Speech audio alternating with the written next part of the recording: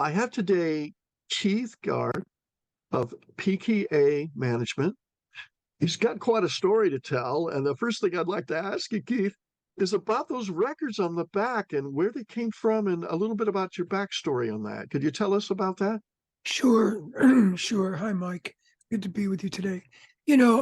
What these represent are, for the most part, they mark various levels of achievement for a big band that I co-managed from 80s, later to mid 80s into the mid 90s. The gent who brought me in, whose name is Tim Collins, to co-manage the band, and I had the good fortune to be working with the band Aerosmith at a time when they wanted their career back.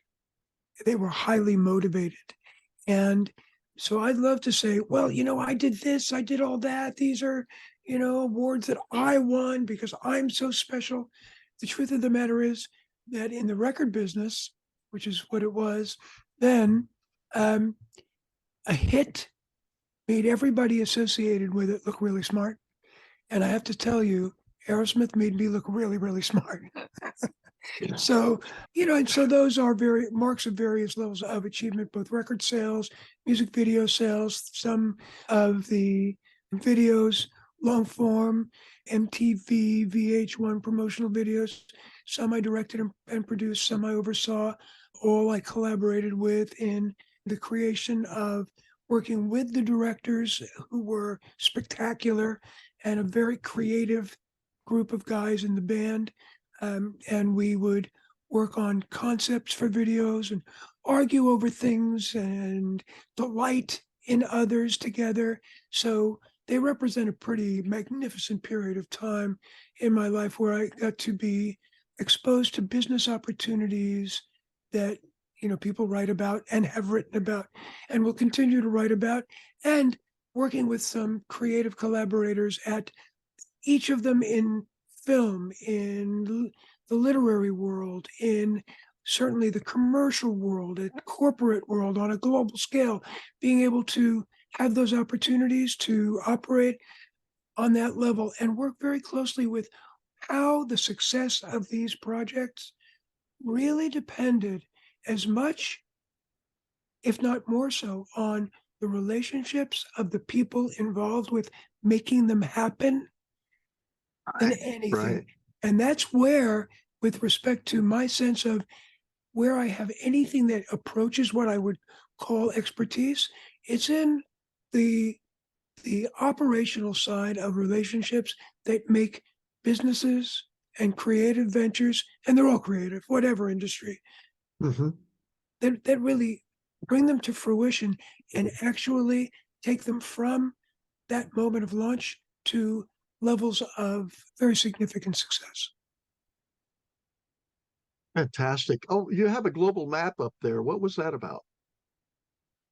Well, one of the truths, and not a secret, is that Aerosmith had a relationship. I mean, the guys in Aerosmith differently, not every guy the same.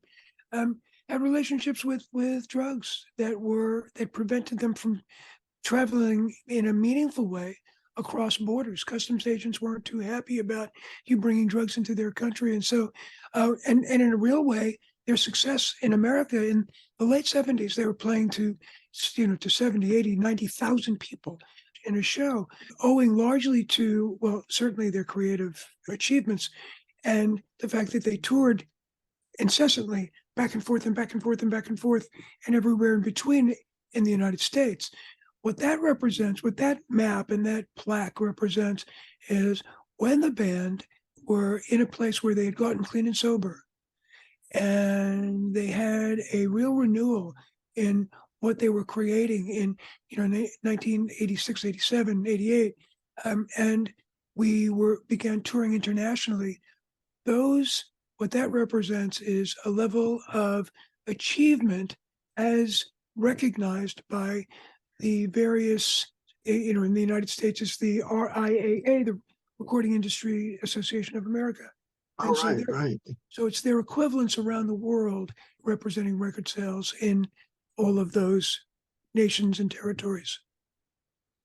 Thank you so much. That is That is amazing to get that backstory from you.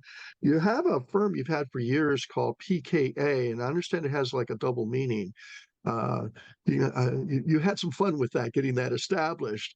But there's two parts to PKA as well. Could you kind of elaborate on those two things? Yeah, yes. And thanks for asking. PKA Management Inc. is a management consultancy. And the one side, we are involved with managing relationships with the business side of startups that are entertainment based, usually, not always, but entertainment and tech. And where, we've made, I'm also an investor, made some investments in some of these, but get involved with the elevation from early startup to launch. And then operationally thereafter, depending on what they are. I'm very excited about a few of those ventures today. In fact, as we speak, raising money for an incredible startup in the area of generative AI, just like everybody. But Yeah, yeah. it You found seems, a promising one then. You found one that's promising. well, would be the superstar team also, Um, which really is exciting. And on the other side of PKA Management's consultancy is our what I refer to as the very nature of what that is very high end. It is an advisory, and it's a confidential advisory. Confidential advisory is for people who are C-level, C-suite executives, for high visibility celebrities. It is highly confidential. I cannot name names. Some are obvious. Some, I've worked with and continue to work with who are in the public's eye around some of the issues that plague their ability to have optimal outcomes in their business relationships and their business outcomes. My years of training, formal training, the best training in the world being in the throes of business and relationships day to day.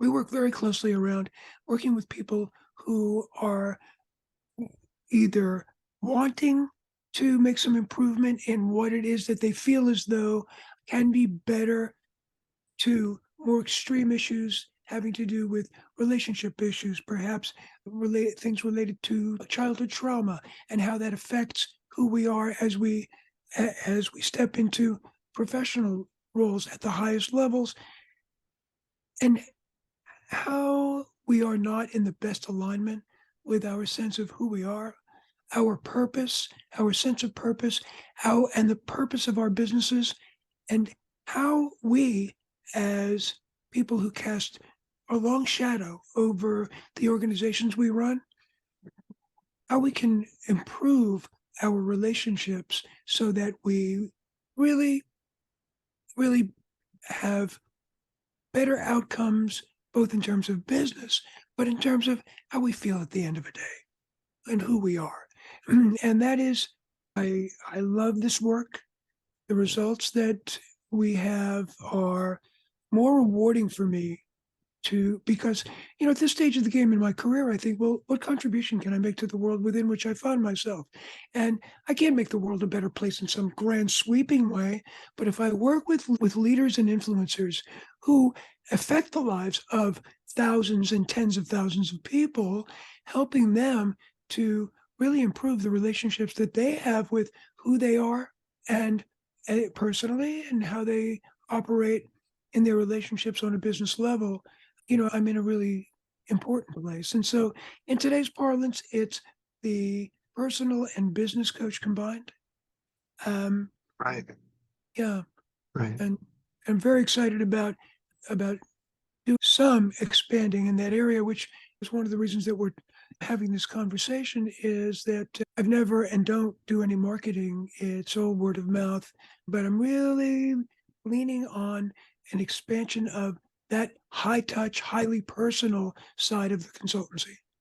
There is, let me ask you a question here, but basically, you can get a lot of joy out of helping people the way you are. And one of the things that happens in life is once in a while, someone comes back to you and tells you how you made a difference in their life. And that just brings so much joy personally that that's worth it in of itself. Do you have a do you have a life motto or something that you like to think about life in general? Just a little quote of your own, how you would look at life, and a little quote of your own there.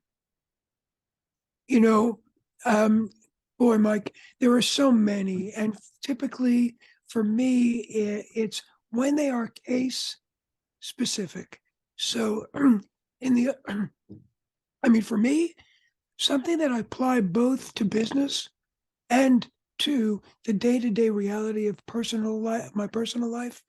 Two things. One is there's a wonderful lyric in the Beatles song "The End," and it goes like this: Oh, and, and in the end, the love you take is equal to the love you make.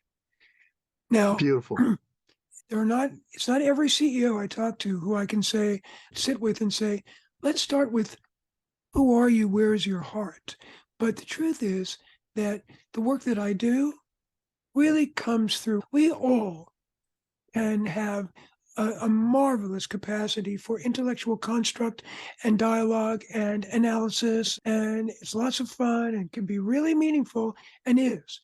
However, when that sense of who we are with regard to how we see ourselves in the world and how we need to relate, whether we're clear about what that is, and usually people are not, we enter through the heart. And so I actually have been doing some consulting at the request of some universities to build into some entertainment business curricula. It's really a unit, and the title of it is "What Would Love Do?" as a precursor, a question to ask that we predicate the next thing we do with establishing relationships, with hiring, with choosing to not just hire, but where we may want to step in and look at an organization we may want to work with. How we deal with conflict? How do we negotiate? The idea of what would love do is not how do I love you, I love you. It's not about that sweet saccharine, love. It's about how do we take care of each other. I know, and this is the voice of experience talking. When I sit down at a negotiation and I can look at the person with whom I'm who I want to be in business with, and hopefully wants to be in business with me, and we say, let's take each other's needs, throw them on the table in front of us, and let's solve together for one another's needs. If we can do that, we will have a productive, a fruitful, and a really strong, trusting relationship that will be successful. That's awesome. That is truly awesome. It's kind of like throwing the puzzle pieces on the table and working it out together. It's almost like kind of a thing. And that's one way to say it. One way that's to say it. exact. It's a beautiful way to say it because it really, it's these things are puzzles, and when we sort them out, we find that, well, lo and behold, the puzzle we just solved for has its own new pieces of the puzzle that have to be, sorted, identified, coordinated, organized. And if we can put them together, rather than at Yeah. odds with one another, and we're always going to fall out of harmony. It's inevitable. How can we collaborate in repairing that which is disharmonious so that we become harmonious again, and strengthen the bond so that the likelihood of falling out of harmony is something that we decrease, and the likelihood that as we face the odds that we always are confronted with as we are in flow, this is where the strength of our trust and bond really pays huge dividends. Keith, I want to thank you for the time today. I know you're on a tight schedule, and I want to thank you for the time we had. These last thoughts are just a gem among everything else that we spoke about. You have a super day, and I look forward to seeing you again. Have a great day, Thank you. and thank you so much, Mike. Bye-bye.